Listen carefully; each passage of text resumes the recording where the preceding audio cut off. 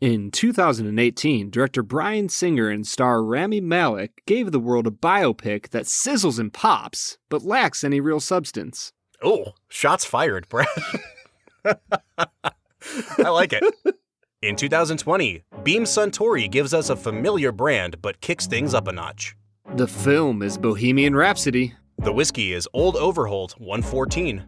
And we'll review them both. This is The Film and Whiskey Podcast.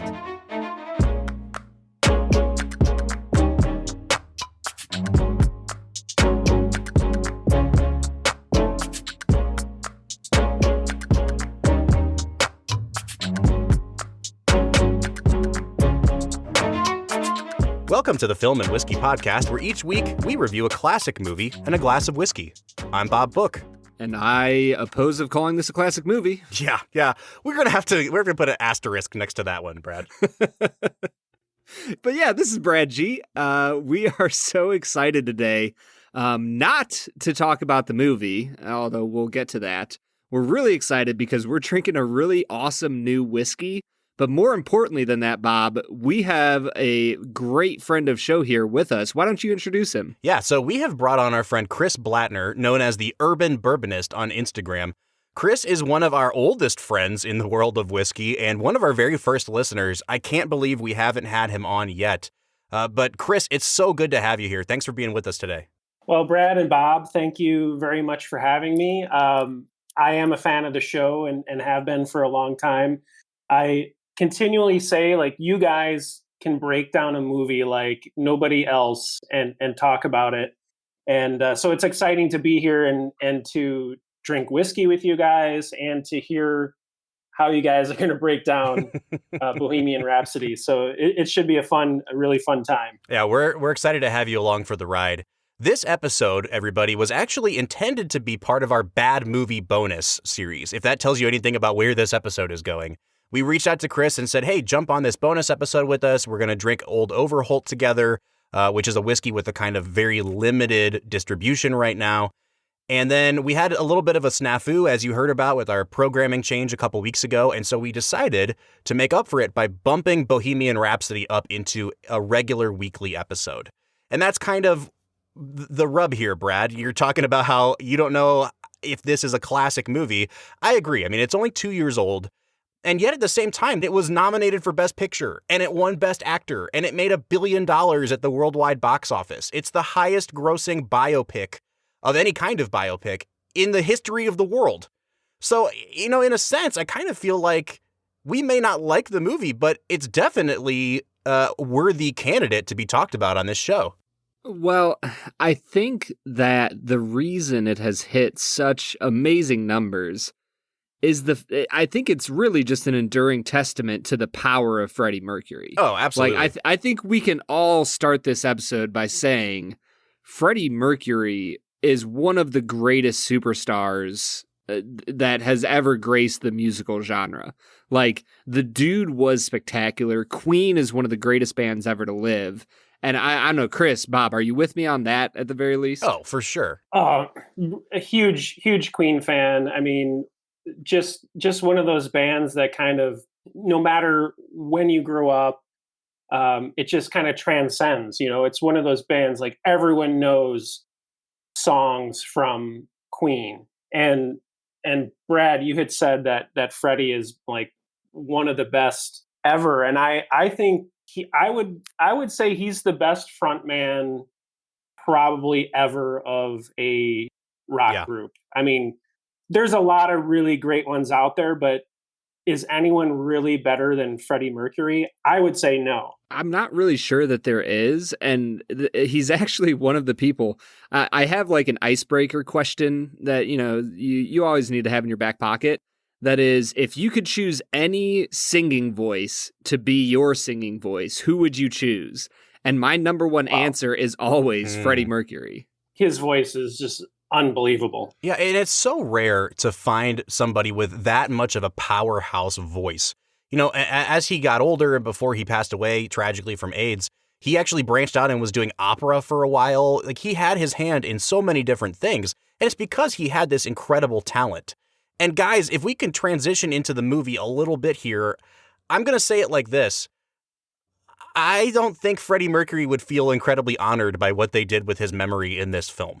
Like, this is the most paint by numbers, cliche ridden, horribly written, over the top acted, sloppily directed musical biopic I can think of. Like, tell us how you really feel, I'm just Bob. saying, like, there's probably been 5 or 6 biopics from the music genre that came out in the last few years. And I would pick any of them over this just as a film. And it really blows my mind that this is the one that everyone latched onto. And not only that they went to see it, because I can understand it having like a big opening weekend, getting a lot of, early box office. But this thing blew up. It just kept growing and kept growing, which tells me that something in this movie like struck a chord with the general population. And Brad, as a guy who really loves movies and really wants people to watch good movies, it's kind of concerning to me because I think that the cliches are so obvious, that the manipulation is so obvious. See, here's the thing though, Bob. Like, we talked about Walk the Line just a few weeks ago, and we basically said this is a paint by numbers biopic, and we loved it. I think we gave it around a 9, 9.5, 8.5, somewhere in that upper echelon of movies. And I just look at it and I go, okay, well, if that was a paint by numbers biopic, but we really loved it, what was the difference between that and this? I think that's a really fair point. And I was thinking about this too. I think that there's moments in Walk the Line where they actually write a full scene, like the scene where Reese Witherspoon and Joaquin Phoenix are in that diner and they're first getting to know each other. She's asking him questions about the toll that the road is taking on him. This movie, like, they don't even have full scenes of dialogue. It's just like they'll cut to a scene specifically so that a character can say one thing, and then they'll cut right to the next scene.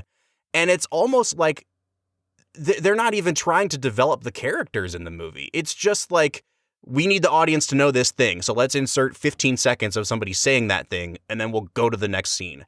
I think a good illustration of what you just said is like, when they sort of hint at how some of the more popular songs that Queen has come to be known for, how they sort of arrived at that song. Like, they didn't even go into like even touch on creative process. No. Like, they like We Will Rock You. They just show them clapping their hands a couple times and stomping their feet.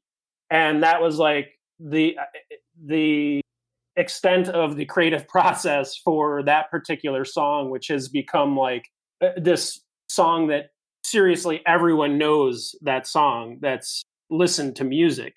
And it would have been nice to see like a little bit of like what really went into that particular song, or any of the huge Queen hits, like how they actually came to be. And they kind of just really glossed over all of that incredibly.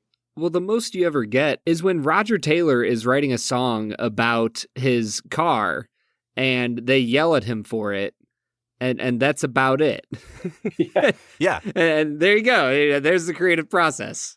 So I don't want to get too far down the rabbit hole here because I want to restrain myself from just dumping on the movie, and I want to try to explain why I think it's a bad movie.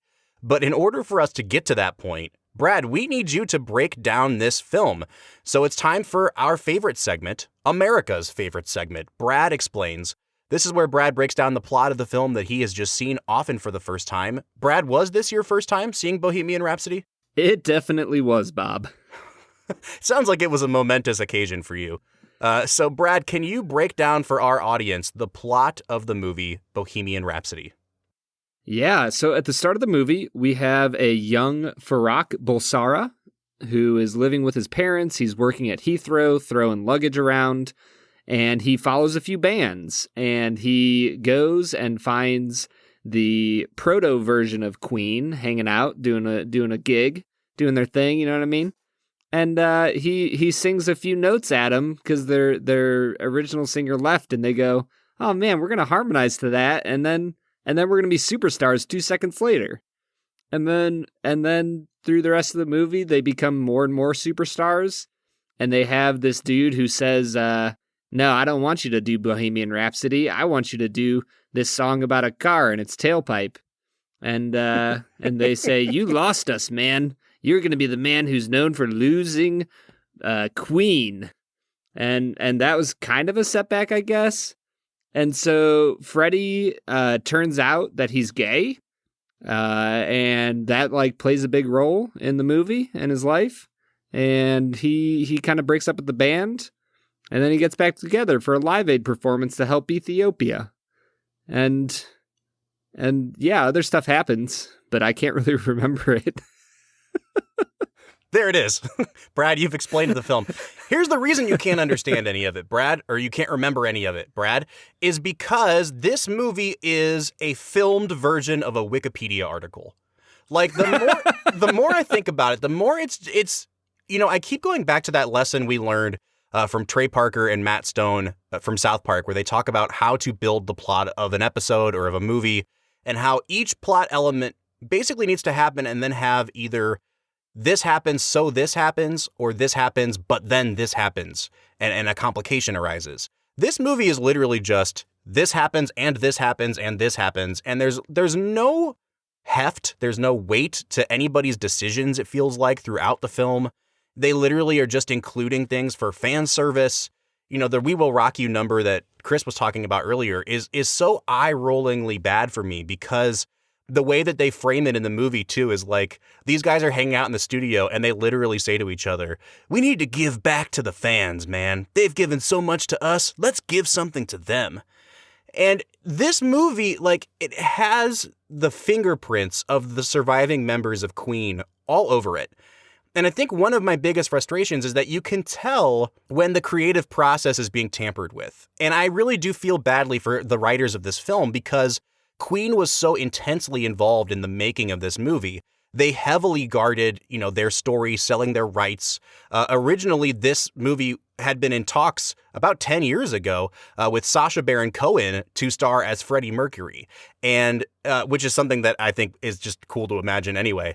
But they had such a huge falling out because Sacha Baron Cohen was saying, we need to make this an edgier movie. Freddie obviously lived a very edgy life. We can't sanitize everything. And Queen very much disagreed with that. And I think the product that we get at the end of the day is something that so clearly presents most of the members of Queen as people who can do no wrong. And it really takes any edge or any bite out of this movie. It's just it seems sanitized even watching it, if that makes sense.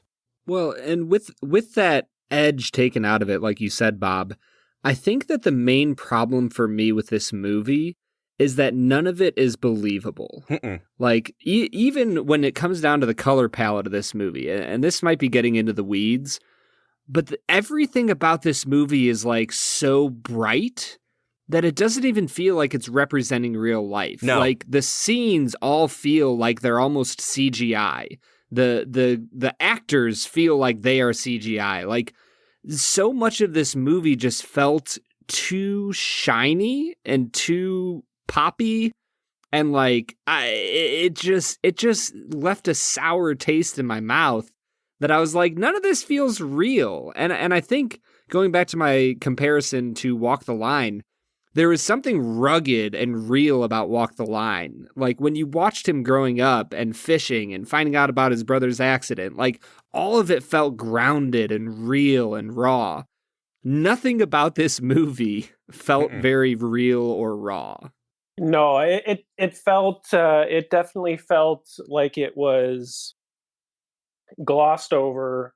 It felt like they just tried to, like Bob had alluded to, that they just tried to hit these little points throughout their career that they wanted to highlight, and sort of for no reason. It was just, we want to say these few things and we want to fit them in, and they didn't even really figure out a good way how to fit in everything they wanted to say. And Bob, you also mentioned, I think this movie had all sorts of problems from the get-go because of the issues with acting. They replaced the director like halfway through the movie. And I think it just shows how the movie reflects that. It's kind of just sloppy. It's super sloppy movie. And the director of this movie was Bryan Singer, who has become embroiled in a huge scandal of pedophilia. And he was actually the director of the movie The Usual Suspects, which we had scheduled to talk about this season. But the sort of intersection between Bryan Singer and Kevin Spacey being in the same movie, we just didn't want to talk about that movie right now. And he cropped up again here. He filmed most of the movie before becoming replaced. And from what I've read online, he was responsible for the recreation of the Live Aid performance at the end of the movie, too, which incidentally is, I think, the strongest directed part of this whole movie. The ending of this film actually brought the movie up a couple notches in my book because the first, 3/4 of it were so bad. But you're right, Chris. I really do think that everything just seems kind of like a mess. There's no forward momentum to the movie. There's nothing tying one scene to the next.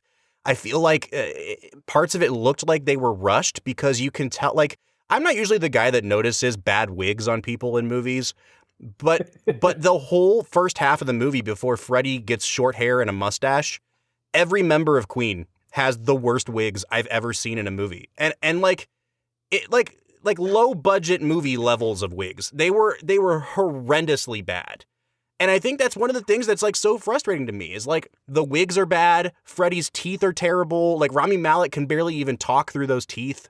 The makeup is bad. Like it's just, there's parts of this movie that are so amateurish that I just can't wrap my mind around it. Yeah, I'd agree. I actually think that when you talked about the Freddie's teeth and Rami Malek, they like so over exaggerated. Obviously, Freddie Mercury is known for that overbite, but like Rami Malek could barely close his mouth. Yeah. It was almost cartoonish. Well, and I noticed it especially too with, I think I mentioned the makeup a second ago, but like they keep aging Freddie Mercury's parents to the point where like the makeup is like their faces are immovable. They look like they've been mummified. And like they start aging them right from the beginning. And poor Freddie Mercury's mom wearing this terrible wig, this awful, it looks like the kind of age makeup you put like that they would put on you when you were doing like High School Musicals. Like they drew the lines, the age lines in her cheeks and stuff. I looked it up after the movie was over. The woman who played Freddie Mercury's mom was 42 years old, and they made her up that much. At some point, you just have to ask, like, why don't they just hire a 55-year-old person to play this role and age them from 55 to 70 or whatever it was? Like, why are you taking a young person and continually applying this terrible makeup to them? Well, I think Chris really hit the nail on the head when he described it as cartoonish. The movie just continually portrays Freddie with every single over-the-top stereotype that has ever been applied to Freddie. And it just feels like somebody off the street, they asked somebody off the street, like, hey, you've heard of Freddie Mercury. What do you think about him? And the guy was like, oh, yeah, he's like really over the top. He does everything kind of crazy. And that's that. And so they use that to do everything about him, like his overbite, his sexual preference, the way he carries himself with people, just everything about him in this movie is so cartoonish, over the top, ridiculous that man. But here's the thing, Brad, like it's over the top and cartoonish, and yet none of it rings true to who Freddie Mercury was. Like if you've actually watched Freddie on stage, he did bring this, like he was a very slender, slight man, but he brought this raw, masculine energy to the way that he performed on stage. And I don't think Rami Malek captures that at all. He definitely captures the sort of sensitivity of Freddie and the insecurities. But even in the Live Aid performance, he does a really good job of imitating, Freddie's motions. But I just never got the sense of that sort of masculinity that he brought to his singing. And I think that it carries over to the rest of the film. We talked about how it seems so sanitized. This movie was so sanitized, in fact, that they were able to screen this movie in China and only cut, I think, 2 minutes out of the movie. And China is, famously one of the most repressive, restrictive markets. Anything that smacks of a homosexual relationship, like the censors come down hard. And I think it says a lot about this movie that Freddie Mercury, this hugely debaucherous sex, drugs, and rock and roll figure, has been portrayed so tamely that all they had to do was cut 2 minutes out of the movie and they could screen it in the most restrictive movie viewing area of the world. Is it bad that I kind of wish that I had seen the Chinese cut? Because then that means I would have had to spend 2 less minutes watching this movie. That's not a bad point. But, I do think that's the biggest miss of this movie is how they almost vilified Freddie's sexual preference in this movie. And they didn't, when they portray his actual romantic relationships in this movie, they actually portray his relationship with Mary more than anything else in the entire movie. They just barely allude to, him being gay. Yeah. They obviously, it's part of the movie, but they kind of just wash over it. And I feel like they somewhat vilify it and say, Freddie was going down the wrong path. I think especially that scene where he throws the party at the mansion and the rest of the band members come and they're all married and they kind of say, this isn't our scene anymore, Freddie. And they sort of, I feel like they vilify his lifestyle and they vilify his flamboyance in that particular scene of the movie, and like he's going down the wrong path, and like the other 3 band members have they're totally fine. They're on the straight and narrow. Yeah. And like even the way they confront him, like Brian May just stands up and like taps Freddie on the shoulder and he's like, sometimes you can be really mean. And then they walk away. Yeah. Like the other band members do nothing wrong in this whole film. And the funny thing, Chris, like you're talking about this scene where he's having this like debaucherous party. I actually laughed out loud at that scene because Freddie's like, we're going to throw a party. We're going to bring in dwarfs. It's going to be crazy. And I'm expecting like the Wolf of Wall Street, And then they cut to the scene and it's just people standing around nicely, like having a toast of champagne. Like the most debaucherous they get is people being like, Freddie walks into the party and everyone goes, woo. And that's the extent of this crazy party. And it's so crazy that the other members of Queen can't even be there. They feel so uncomfortable. I'm like, this looks like a dinner party. Like, there's nothing crazy about this. Yeah. Bob, I think you bring up a great point. I would love to see a Scorsese-directed Queen biopic. Oh yeah. Man. Oh, that's a great point. Do you think there'd be enough Catholic guilt in there? Maybe a little bit. Chris, I wanted to talk really briefly about something that you were alluding to, and that was the character of Mary, who is Freddie Mercury's wife, who, she then finds out that he's gay and they get a divorce. And I felt like that was a huge missed opportunity in some ways, too. And I think this is where the kind of Disney-fication of things really comes into play, because they make Mary a very understanding person, and I think by all accounts she was. But there's no sense of the struggle that she has with his homosexuality. There's really no grappling for Freddie with his sexuality at all. Like he a little bit alludes to it, and there's that scene where he feels tempted by that guy in the truck stop. But Freddie Mercury was gay at a time when it was really not okay to be gay in many, many parts of the world.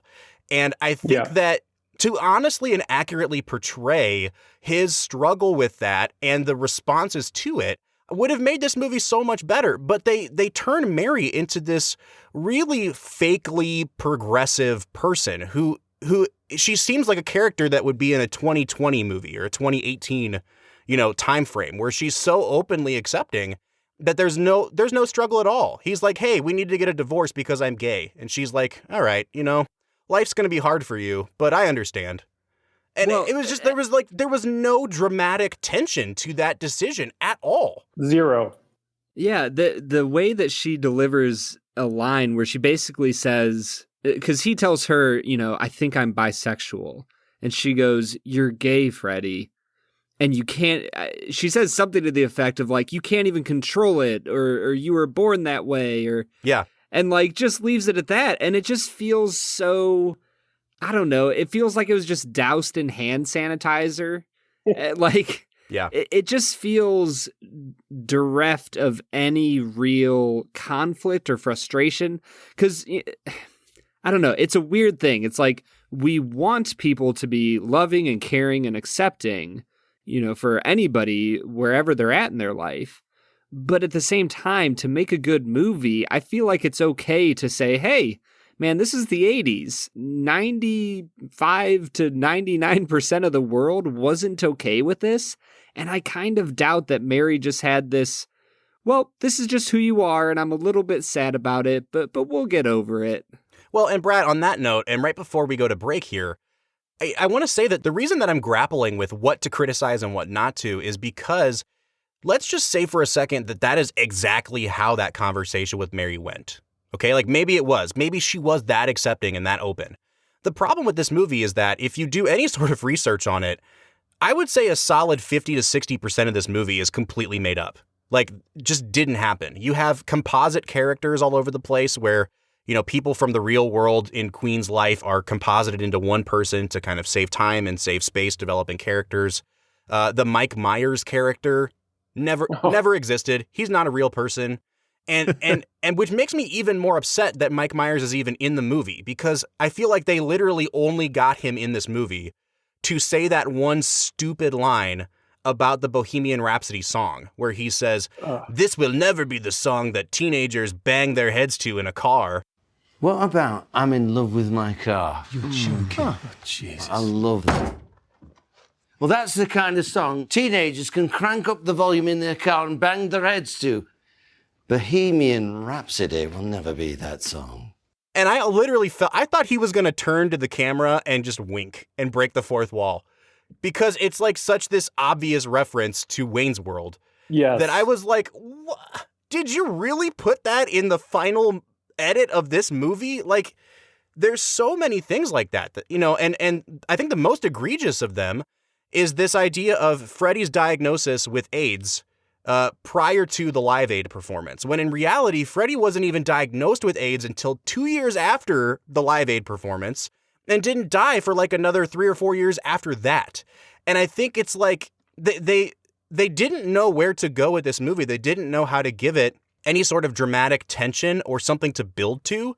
And they were like, well, Queen did a really good job at Live Aid, so why don't we just build to that? And in order to build to that, they just concoct all these fake dramatic beats so that we walk out on this really triumphant note of them at Live Aid. And like, do I expect 100% authenticity from movies like this? No, I don't. But I think that this is one of those movies where even if you don't know every detail of the timeline of Queen, you can kind of tell something's off. Like, they did such a shoddy job with it that you can kind of tell they're fudging, the facts of the matter. But Bob, it's okay because they play Queen music and we all love that. And I will say, the best part about watching this movie was the fact that, man, I got to listen to some good Queen songs, and I liked that. Yeah, I think the best part of the movie is just being able to watch along and hear those songs as they're played during the movie. We can get into Rami Malek's performance later on, but yeah, I agree with you, Brad. Like that's really the highlight of this movie and probably why it was so popular. Yeah, but which also kind of begs the question, like, why don't we just listen to a Queen album instead of watching this movie? Well, I think that the highlight of this episode might not be the movie, but I've given this thing a few noses. I think this old Overholt 114 may just be the best part of this episode. What say you guys? Let's get into it. Let's do it. For sure.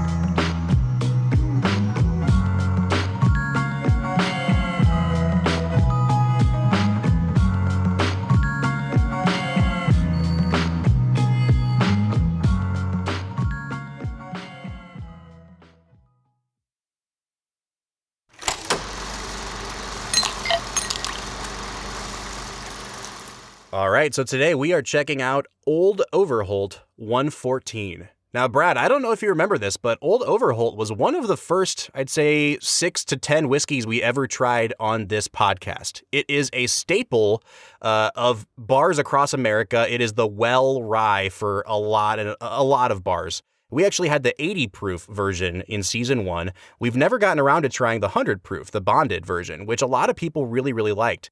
This is a bottom shelf fixture from the Jim Beam Corporation, Beam Suntory. And now what they've decided to do, Jim Beam's kind of expanding their portfolio like across the board. And they took this brand Old Overholt. They said, we're going to kind of inject it with some new life. And so the regular Old Overholt has been upgraded to have a 3-year age statement on it now. And I've seen some people online talking about how they can taste the difference even in that standard 80 proof version. But they also decided they were going to add a couple different expressions to the Old Overholt brand. And the first one that they've come out with is this Old Overholt 114, which is, something that Jim Beam likes to do. If you remember, a couple months ago, we tried Old Grandad 114. That's also a Jim Beam product. Later this year, they're planning on coming out with an Old Overholt 11-year age statement. And that one's actually going to be pretty pricey compared to this. But from what I can tell online, I thought this was going to be a nationwide release. And Jim Beam has only made this available in Ohio and Pennsylvania. And I think maybe Kentucky, but I'm not sure on that. So this has been a very regional release. We're lucky enough to get it here in Ohio.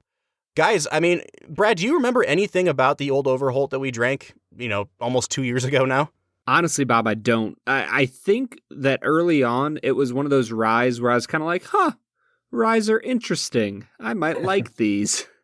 And now here I am a few years later, and I really love rye. But I don't remember a ton from the 80 proof way back in the day, Bob. Chris, what's your history been like with Old Overholt? So I'm a huge Jim Beam fan. I don't hide that in any way. In fact, I celebrate that. Something about Jim Beam products just matches my palate pretty much perfectly. For me, they pretty much can't do any wrong.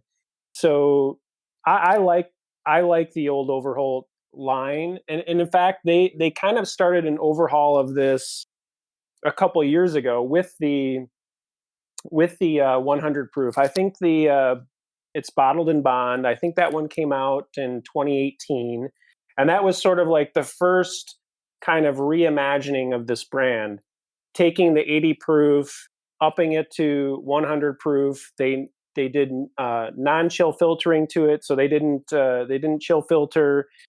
And then after that, they released an 86 proof that was non-chill filtered, and that's going to, I think it has replaced the 80 proof. So the 80 proof is going to be no more. And so the bottom level of the Old Overholt lineup will be that 86 proof, non-chill filtered.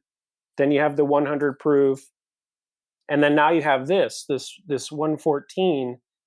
And I truly find it to be a really excellent product. And this is like Jim Beam like flexing their muscle, showing like what they are able to do. And I can just imagine what the 11 year is going to be like. It's just one of those whiskeys that kind of has changed, I think has kind of changed the game for rye whiskey, especially at this price point. When Jim Beam comes out and they deliver a 114 proof rye for $29.99, that's a major, major flex. Oh, I totally agree. And I'm getting a sense of where Chris might go with his scores on this. But before we get into drinking it, I just want to say what I remember about Old Overholt and what I find to be true with this 114 is that it's a really good gateway into rye. Like, it's not super rye heavy on the nose, on the taste, on the finish. It doesn't have that sort of souring effect. You don't get either the dill pickle that you get with some rye or the mint that you get with other ryes. It's a very bourbony rye, and it's really subtle and it's really soft. It's great for a mixer. It's great to try, on the rocks or neat if you're not a huge rye drinker. And that's what I loved about the 80 proof. So let's see if they can kind of capture that same magic here with the 114, guys. Brad, what are you picking up on the nose? Well, Bob, while you were talking for 97 minutes, I had a little bit of time to come up with what I wanted to say, and I think I nailed it. This, to me, smells like a nutty cream soda, and it is I love that. spectacular. Yeah, I definitely get some of those, like, almost like a cola kind of scent to this. And I feel like that note's been coming up a lot in our last few weeks, Brad, but there's that really great, oh, shoot, what's that?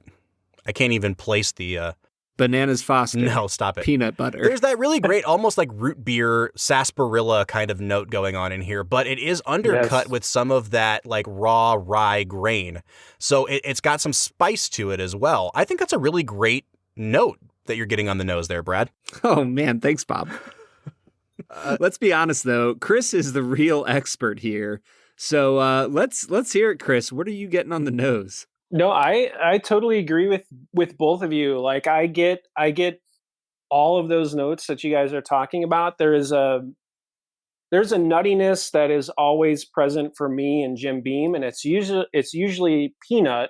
But in this, it's not a in your face kind of peanut note. It's a nuttiness. I don't know if I can put my finger on the exact type of nut, but there's a nuttiness to it. There is a bit of like a sweet marshmallow kind of note to it. And I totally agree with the like sarsaparilla type of and like root beer type of aroma coming off of this.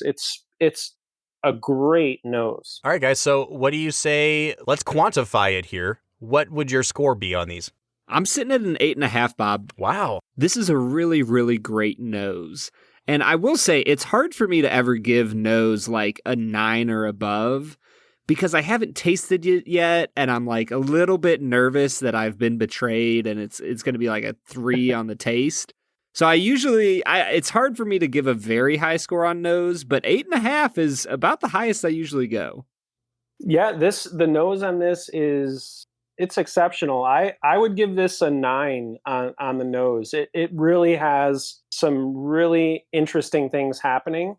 And as it sits in the glass, like even more aromas kind of develop. It's really nice. Yeah, guys, I agree with what you're saying. It's just not really like knocking my socks off. I think it's a really pleasant nose. It's not super complex. It's definitely inoffensive. And I think that's really in line with the old Overholt brand in general. I'm going to give it a 7.5 on the nose. I like it, but it's just not, it's not exceptional to me. And as you guys go ahead and give this a sip, one thing that I will say is that when we tried the Old Grandad 114 a couple months ago, our biggest criticism of the Old Grandad brand is that for us, it felt like they were just dumping, grain alcohol on top of the 80 proof. It just got more and more harsh and alcoholic as we went. And so my fear with this is like they're going to do the same thing to Overholt. So guys, what are you thinking of this as you take a sip? Is it just 80 proof with a bunch of alcohol added to it and no more flavor? Or have they kind of found the correct balance as they up the proof here? Man, there is some beautiful nuttiness right as it hits the tip of your tongue.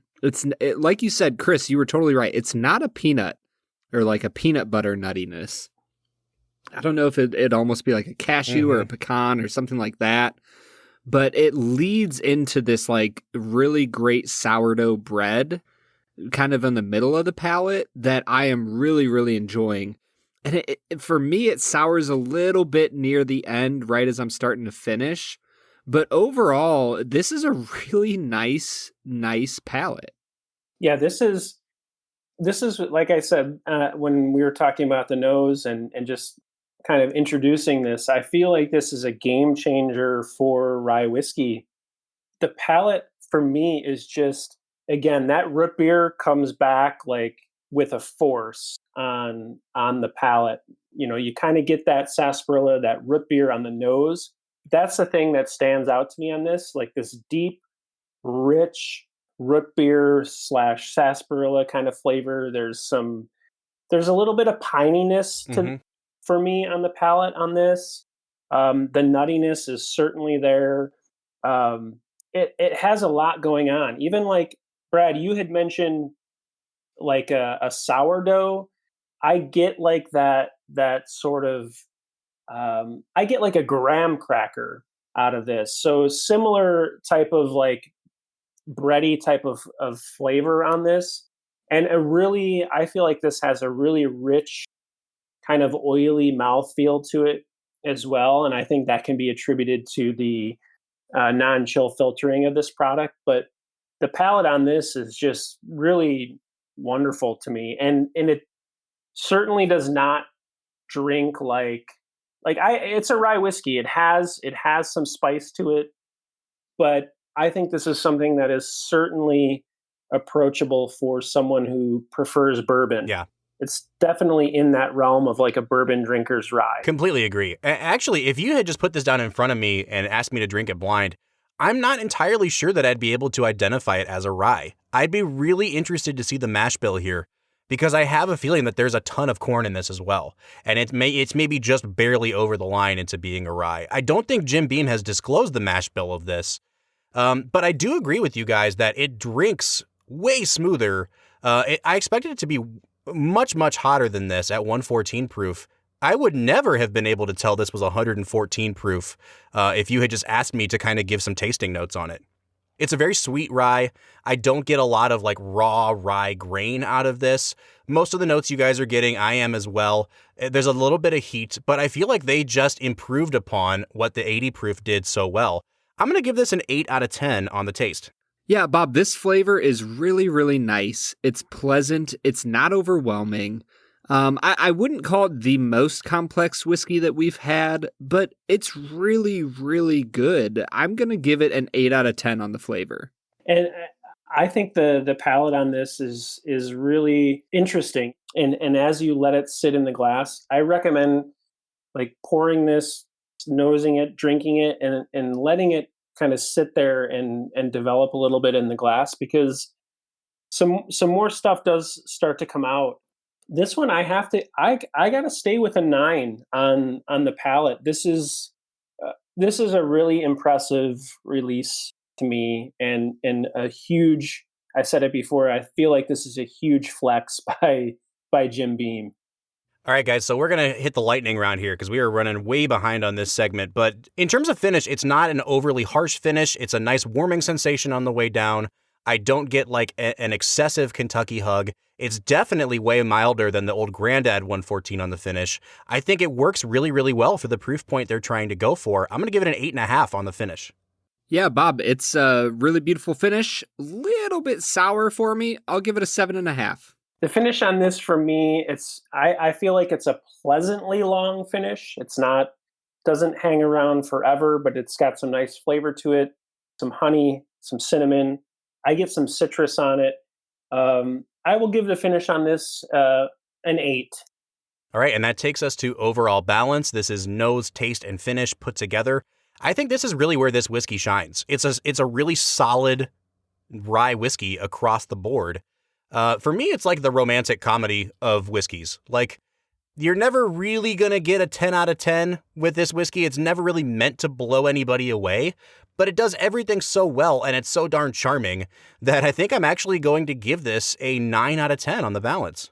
Yeah, I'm right there with you, Bob. This is an 8.5 on balance for me. You can't ask for much more. It's not, the craziest whiskey we've ever had, but it just performs so well in every avenue. I really, really love this stuff.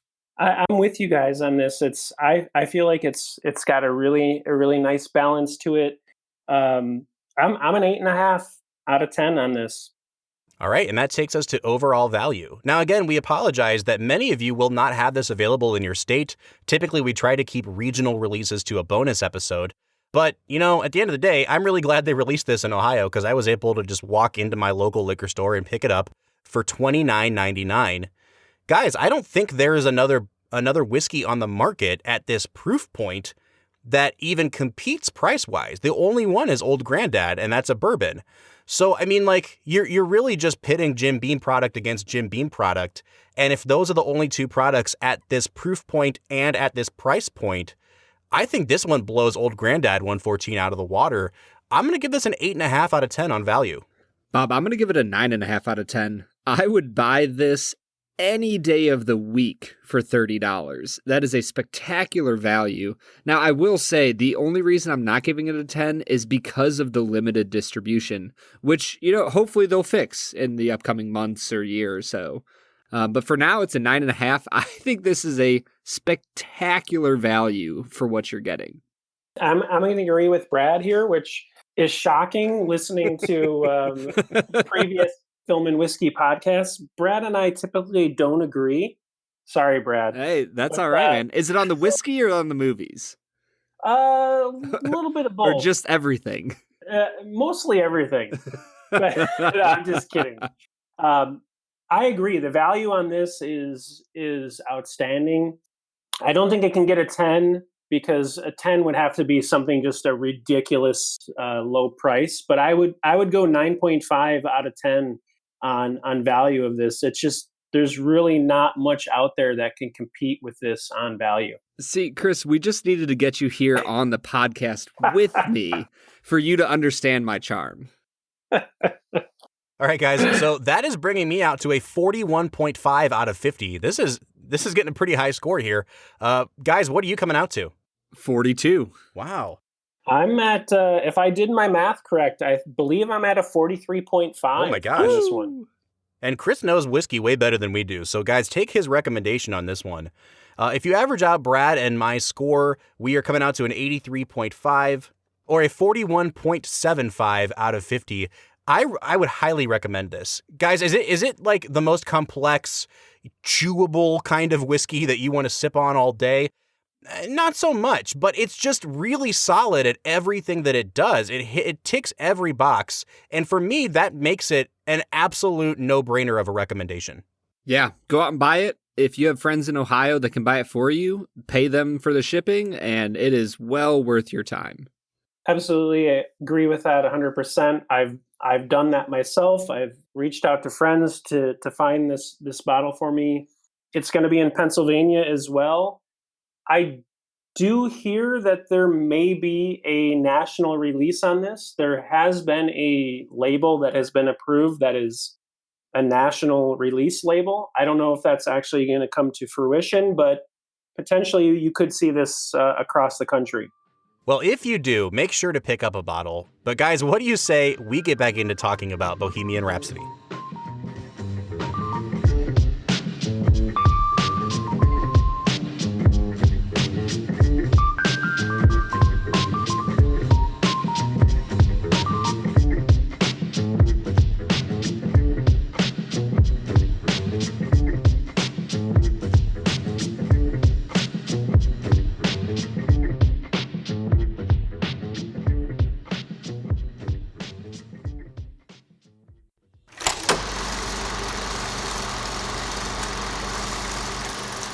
All right, guys. Well, that was Old Overholt 114.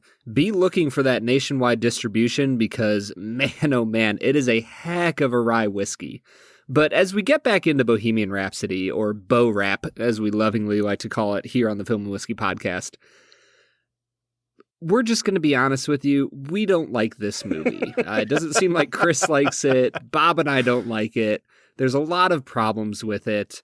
But in the end, I think you know why we don't like it. I just want to hear, let's go through really quickly, what did we actually like about this movie? Was there any one scene or character or, was there anything, a certain shot that you really just loved? What were some things that we liked about this movie? Well, yeah, I think that definitely Rami Malek's performance is certainly worth noting. He's the best thing about the movie. He does it really, really well. I actually don't know all the actors that were up for Best Actor in 2018 or whenever this, I think this came out in 2018. I don't know everyone that was up for Best Actor.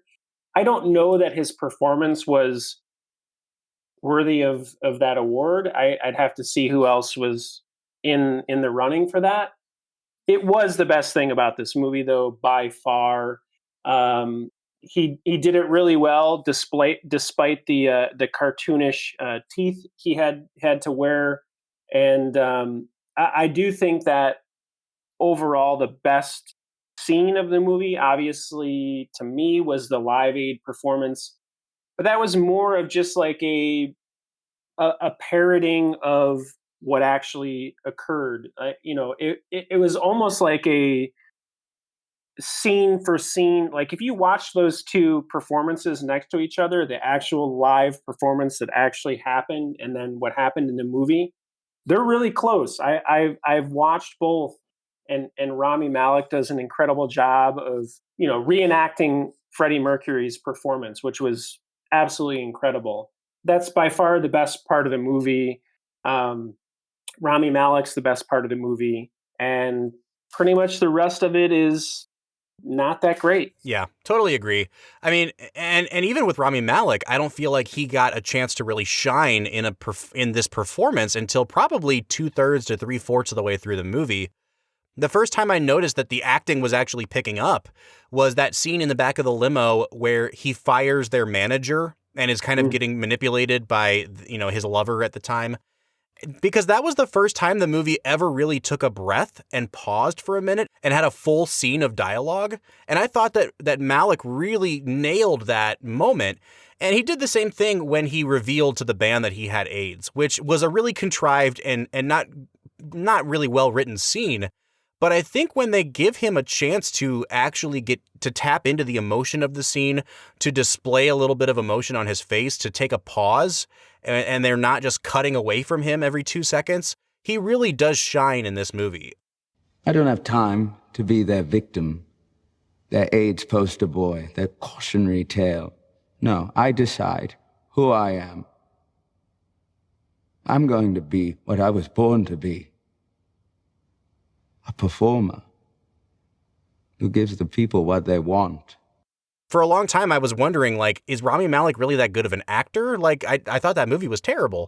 And rewatching it now, I realized that I think that he gave a good performance in spite of almost everything else on this film set conspiring against him giving a good performance.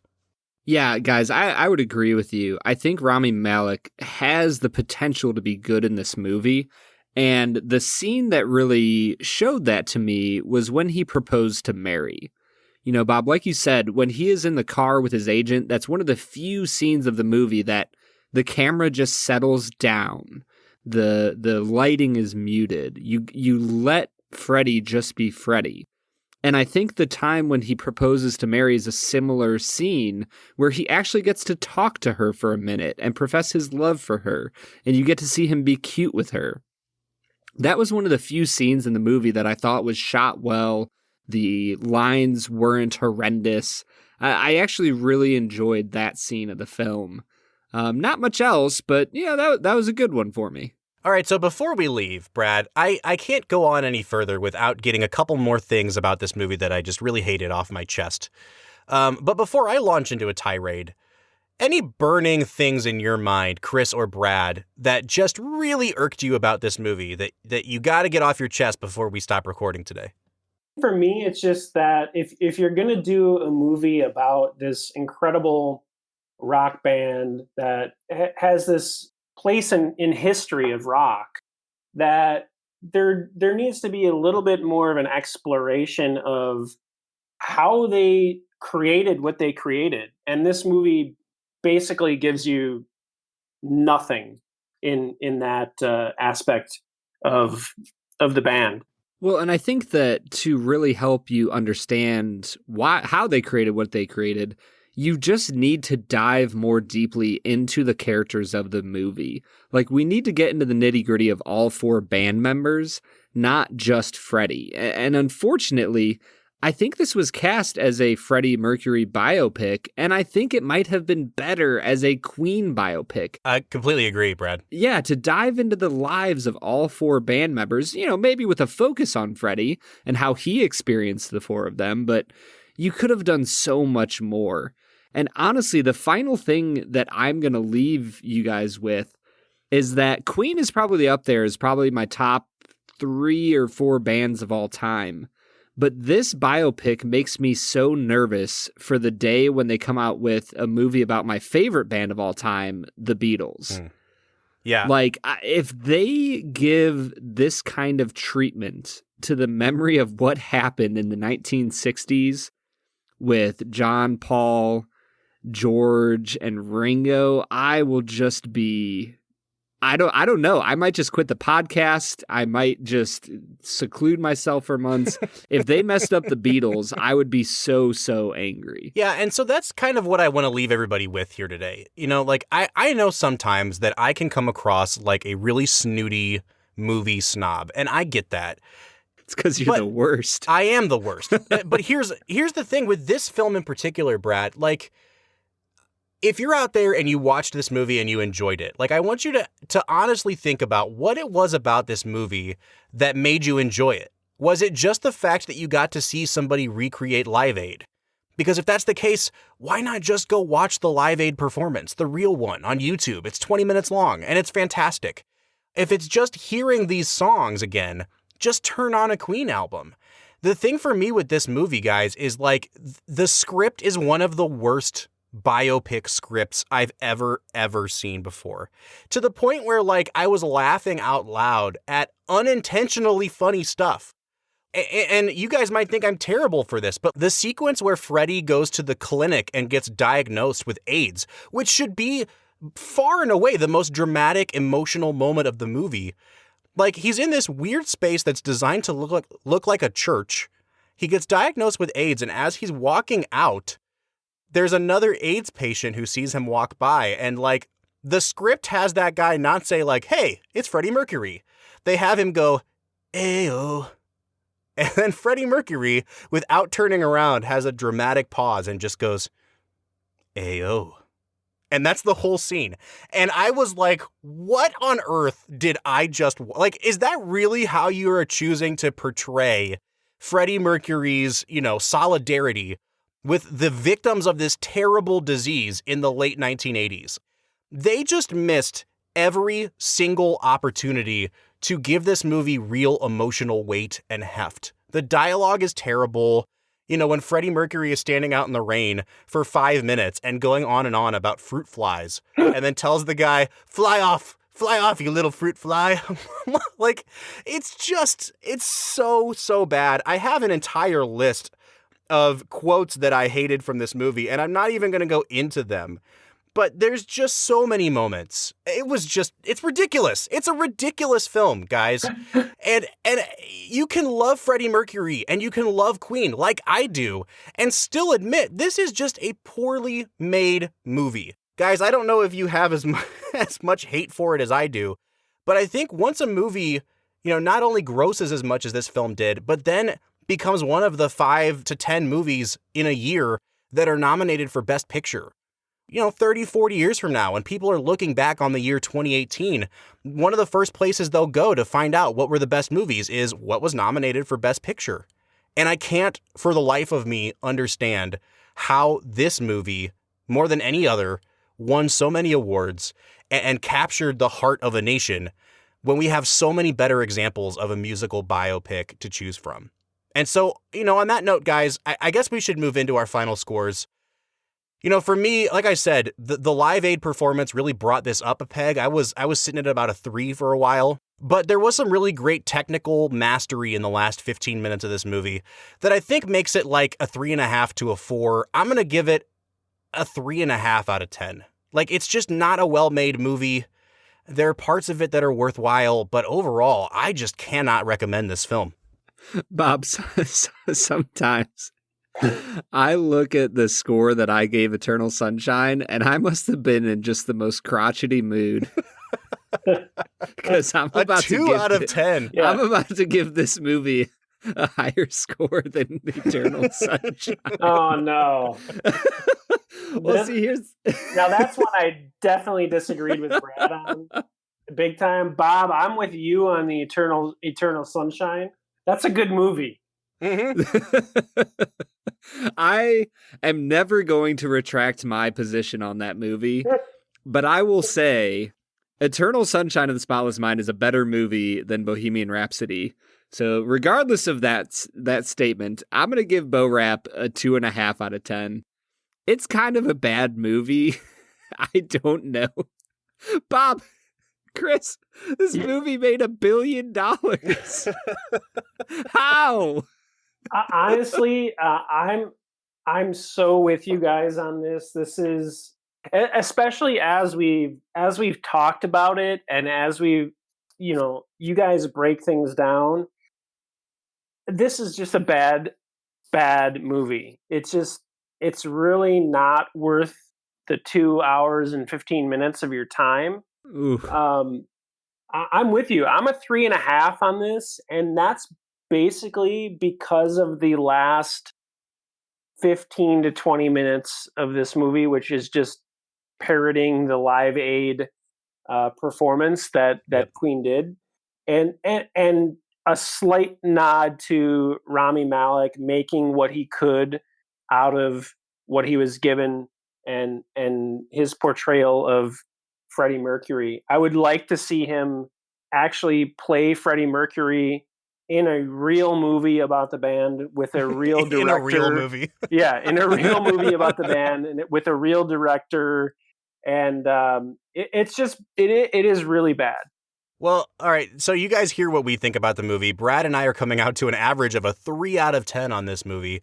Brad, I have a feeling there are people in our audience, knowing what this movie grossed, that really loved this movie. And so if you are like really angry with us and you're gonna, light into me for being a snob, I want to hear why. What is it about this film that so captured your imagination? If you listen to this whole episode and you go back and watch it and you find out that maybe your opinion's changed and you're in our camp, let us know. You can reach out to us on social media, on Facebook, Twitter, or Instagram at Film Whiskey. If you guys want to give us a phone call, our number is 216-800-5923. Once again, that number is 216-800-5923.